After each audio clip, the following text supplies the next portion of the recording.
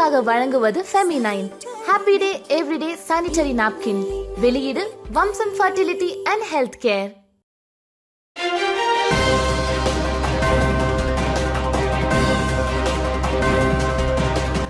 வணக்கம். திசைகளின் 10 மணி செய்திகள்.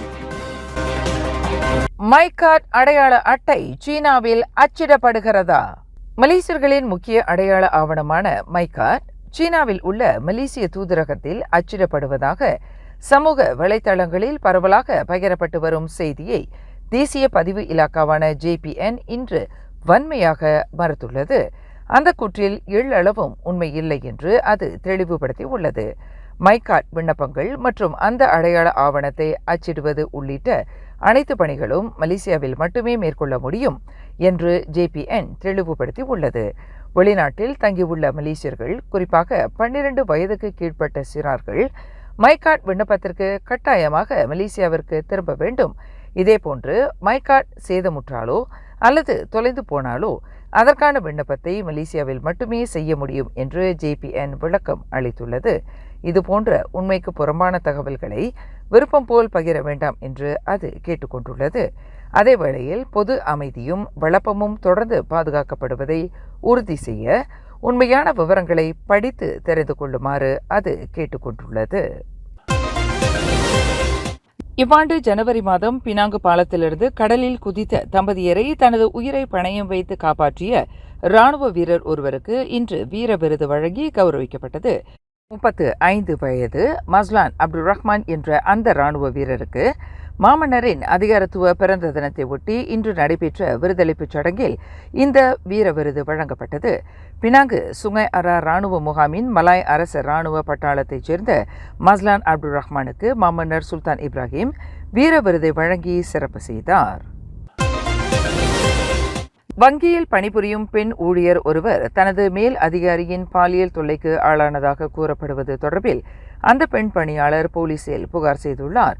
உள்ளூர் வங்கியில் நிகழ்ந்ததாக கூறப்படும் இந்த சம்பவம் குறித்து அந்த பெண் பணியாளர் வங்கியின் உயர்நிலை அதிகாரிகளிடம் புகார் கொடுத்தும் எந்தவொரு நடவடிக்கையும் எடுக்கப்படவில்லை. எனவே இவ்விவகாரத்தை அந்த வங்கி கேஷியர் கடந்த மாதம் ஈப்போவில் போலீஸ் புகார் செய்திருப்பதாக தேசிய வங்கி ஊழியர்கள் தொழிற்சங்கமான நியூபின் பொதுச் செயலாளர் சாலமன் தெரிவித்துள்ளார். இதன் தொடர்பில் அந்த பெண் ஊழியரிடம் வாக்குமூலம் பதிவு செய்வதற்கு அவரை போலீசார் இவ்வாரத்தில் அழைத்துள்ளனர். விசாரணை அறிக்கை சட்டத்துறை அலுவலகத்தில் சமர்ப்பிக்கப்பட்டுள்ளதாக தெரிவிக்கப்பட்டுள்ளது என்று சாலமன் குறிப்பிட்டார். சம்பந்தப்பட்ட உள்ளூர் வங்கி அதிகாரியின் செயலை கண்டிக்கும் வகையில் அந்த வங்கியின் தலைமையகத்தின் முன்புறம் நடைபெற்ற மறியல் நடவடிக்கைக்கு பின்னர் செய்தியாளர்களிடம் பேசுகையில் சாலமன் இதனை தெரிவித்தார். பினாங்கு முதலமைச்சர் பதவிக்கான தவணை காலத்தை நிறைவு செய்துவிட்டு விலகப் போவதாக அறிவித்துள்ள சவ் கொன் யாவ் மாநிலத்திற்கு தலைமையேற்கவிருக்கும் புதிய முதலமைச்சர் இணக்கமான அதே வேளையில் வெளிப்படையாக பேசும் இயல்பை கொண்டிருக்க வேண்டும் என்று வலியுறுத்தியுள்ளார். தமக்கு அடுத்து முதலமைச்சராக பொறுப்பேற்கப் போகும் முதலமைச்சர் எத்தகைய குணாதிசயங்களை கொண்டிருக்க வேண்டும் என்று சவ் கொன் யாவ் மிக சூசகமாக இன்று கோடிக்காட்டியுள்ளார். முதலமைச்சருக்கு சேவையே பிரதான திறனாகும். முன்னாள் முதலமைச்சர் லிங் குவான் எங்கின் அணுகுமுறையே இணக்கமான மற்றும் வெளிப்படையான போக்காகும். எதிர்க்கட்சியாக இருந்தால் நாம் கூச்சல் போடலாம், ஆனால் நாம் அரசாங்கத்தில் இருந்தால் சேவை ஒன்றை மட்டுமே முன்னிறுத்தி செயல்பட வேண்டும் என்று சவ் கொன் யாவ் கூறியதாக சிங்கப்பூரை தளமாக கொண்ட தி ஸ்ட்ரெய்ட் டைம்ஸ் செய்தி வெளியிட்டுள்ளது. எனினும் தமக்கு அடுத்து யார் அந்த பதவிக்கு வருவார் என்பது குறித்து சவ் கொன் யாவ் கருத்துரைக்கவில்லை. வரும் செப்டம்பர் 28ஆம் தேதி நடைபெறவிருக்கும் ஜொஹோர் மகோத்தா சட்டமன்ற தொகுதி இடைத்தேர்தலில் பர்சா நேஷனல் சார்பில் வேட்பாளராக அம்னோ கிளுவாங் தொகுதி இளைஞர் பிரிவு தலைவர் சைட் ஹுசைன் செட் அப்துல்லா போட்டியிடவிருப்பதாக அறிவிக்கப்பட்டுள்ளது. இன்று சனிக்கிழமை கிளுவாங் தமன் ஸ்ரீ கிளுவாங்கில் நடைபெற்ற மகோத்தா சட்டமன்ற தொகுதி இடைத்தேர்தலின் பர்சா நேஷனல் தேர்தல் கேந்திரத்தை முடுக்கிவிட்ட நிகழ்வில் ஜொஹோர் மந்திரி பசாரும் ஜொஹோர் மாநில பர்சா நேஷனல் தலைவருமான டத்தோ ஆன் ஹாஃபிஸ் கசி இதனை அறிவித்தார். இந்நிகழ்வில் அம்னோ தலைவர் டத்தோ ஸ்ரீ அஹமத் ஜயீத் ஹமிடி உட்பட சுமார் 5000 பேர் கலந்து கொண்டனர். சென்னை அனைத்துலக விமான நிலையத்தில் தவறவிட்ட தனது கைப்பையை 30 நிமிடத்தில் கண்டுபிடித்து கொடுத்த அந்த விமான நிலையத்தின் மத்திய காவல்துறை பிரிவான CISF குழுவினருக்கு மலேசியர் ஒருவர் தனது நன்றியை தெரிவித்துக் கொண்டார். சுமார் 5000 வெள்ளி ரொக்கப்பணம், கடப்பிதழ், விமான பயண டிக்கெட், கிரெடிட் கார்டுகள் மற்றும் இதர முக்கிய ஆவணங்களை உள்ளடக்கிய தனது கைப்பையை CISF காவலர்கள் துரிதமாக கண்டுபிடித்துக் கொடுப்பதில் அவர்கள் எடுத்துக்கொண்ட சிரத்தை மற்றும் அவர்களின் நம்பகத்தன்மை, கடமை உணர்வு தம்மை மெய்சிலிர்க்க வைத்ததாக கோலாலம்பூரைச் சேர்ந்த பாபு நாயுடு என்பவர் குறிப்பிட்டுள்ளார். கடந்த செப்டம்பர் 2ஆம் தேதி சென்னையிலிருந்து கோலாலம்பூருக்கு திரும்பும் தருணத்தில் கைப்பையை தவறவிட்டது தம்மை பெரும் துயரத்தில் ஆழ்த்தியதாக பாபு நாயுடு குறிப்பிட்டார். இது தொடர்பாக CISF காவலர்களிடம் தாம் புகார் அளித்ததாகவும் அவர்களும் விவரங்களை சேகரித்த அடுத்த கணமே தவறவிடப்பட்ட தனது கைப்பையை தேட முற்பட்டதாகவும் நண்பருடன் கோலாலம்பூருக்கு திரும்பும் நேரத்தில் தமக்கு ஏற்பட்ட நூதன அனுபவத்தை பாபு நாயுடு விவரித்தார். தவறவிடப்பட்ட தனது கைப்பையை 30 நிமிடத்திற்குள் தேடி கண்டுபிடித்து கொடுப்பதில் CISF காவலர்கள் கையாண்ட திறனும் நிபுணத்துவமும் தம்மால் விவரிக்க வார்த்தை இல்லை என்று பாபு நாயுடு தெரிவித்தார். CISF காவலர்களின் சிறந்த சேவை, அர்ப்பணிப்புக்காக அவர்களுக்கு இவ்வேளையில் நன்றி கூற தாம் கடமைப்பட்டிருப்பதுடன் அவர்களின் சிறந்த பணிக்கும் நிபுணத்துவத்திற்கும் இச்சம்பவம் ஒரு சிறந்த சான்றாகும் என்று பாபு நாயுடு புகழாரம் சூட்டியுள்ளார். CISF என்பது இந்தியா மத்திய அரசாங்கத்தின் கீழ் செயல்படும் ஆயுதம் தாங்கிய மத்திய காவல் பிரிவாகும் என்பது குறிப்பிடத்தக்கது. ஆன்லைன் மூலமாக நடக்கும் குற்றச்செயல்கள் தொடர்ந்து அதிகரித்து வருவது பெரும் கவலையையும் அச்சத்தையும் ஏற்படுத்துகிறது என்று தொடர்புத்துறை துணை அமைச்சர் தியோ நீச்சிங் தெரிவித்துள்ளார். ஆன்லைன் குற்றச்செயல்களால் இவ்வாண்டு இறுதி வரையில் ஏற்படக்கூடிய இழப்புகள் 100 கோடி வெள்ளியே எட்டும் என்று அஞ்சப்படுவதாக தியோ குறிப்பிட்டார். இலக்கவியல் தொடர்பாக போதுமான அறிவு சார்ந்த விஷயங்களில் பலவீனமாக இருப்பதே இதற்கான முக்கிய காரணமாகும் என்று தியோ தெரிவித்தார். அரச மலேசிய போலீஸ் படை வெளியிட்டுள்ள தகவலின்படி கடந்த ஜூலை மாதம் வரையில் 18,660 ஆன்லைன் குற்றங்கள் பதிவு செய்யப்பட்டுள்ளதாக தெரிவிக்கப்பட்டுள்ளது. இதில் மொத்தம் 75 கோடியே 84 லட்சம் வெள்ளி இழப்பு ஏற்பட்டுள்ளதாக அது சுட்டிக்காட்டியிருப்பதாக தியோ குறிப்பிட்டார். இலக்கவியல் தொடர்பான கல்வி அறிவை நாம் கொண்டிருக்கவில்லை என்றால் இந்த எண்ணிக்கை தொடர்ந்து அதிகரிக்கும் என்று தாம் நம்புவதாகவும் இது உண்மையிலேயே கவலை அளிக்கிறது என்றும் தியோ தெரிவித்தார். இன்று பிற்பகலில் பெய்த கனத்த மழையில் பினாங்கில் பல இடங்களில் திடீர் வெள்ளம் ஏற்பட்டு வாகன ஓட்டிகளை பெரும் சிரமத்தில் ஆழ்த்தியது. இதில் பயன்பாரு, ஃபாலிம் மற்றும் கபாலா பாத்தாஸ் ஆகிய பகுதிகள் கடுமையாக பாதிக்கப்பட்டன. பலத்த காற்றுடன் வீசிய மழையில் சுப்ராங் பிராய் சிலாத்தானில் பலை புலாவ், புலாவ் பூரோங் ஆகிய பகுதிகளில் சில மரங்கள் வேரோடு பெயர்த்து கொண்டு சாய்ந்தன.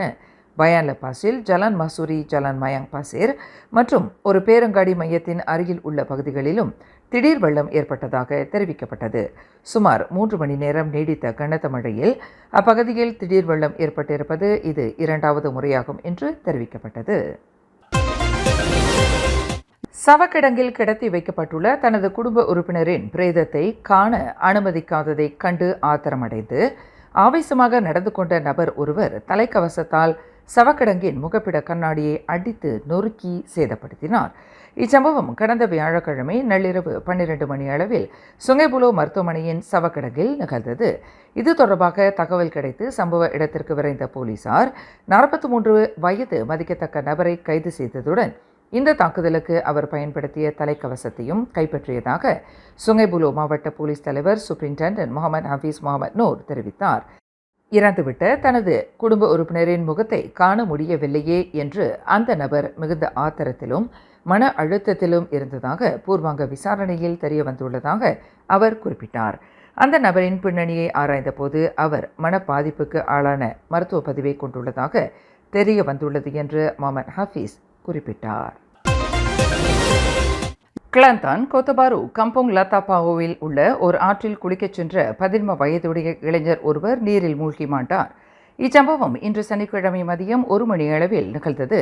15 வயது முகமது அஸ்ரி ஐமன் ரோஸ்லி என்பவரே உயிரிழந்ததாக தீயணைப்பு மீட்பு படையினர் அடையாளம் கூறினர். நண்பர்களுடன் குளிப்பதற்கு ஆயத்தமான அந்த இளைஞர் ஆற்றோரத்தில் நின்று கொண்டிருந்த போது கால் இடறி 4 மீட்டர் ஆழமுள்ள நீர்ப்பகுதியில் விழுந்ததாக நம்பப்படுகிறது.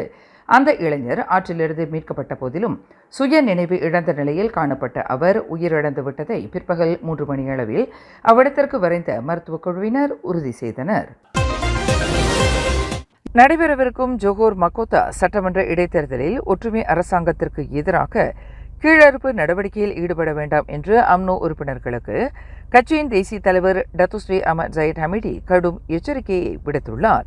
கடந்த மாதம் நடைபெற்ற கிளந்தான் குவாமுசாங் நாடாளுமன்ற தொகுதிக்கு உட்பட்ட நங்கிரி சட்டமன்ற தொகுதி இடைத்தேர்தலில் வெளிப்படுத்திய அதே உற்சாகத்தை மக்கோத்தா இடைத்தேர்தலிலும் காட்ட வேண்டும் என்று அவர் வலியுறுத்தினார். மக்கோத்தா சட்டமன்ற தொகுதி இடைத்தேர்தலில் போட்டியிடவிருக்கும் அம்னோ வேட்பாளரின் பெயரை அறிவித்த நிகழ்வில் துணை பிரதமருமான அஹமத் ஜஹீத் இந்த நினைவுறுத்தலை வழங்கியுள்ளார்.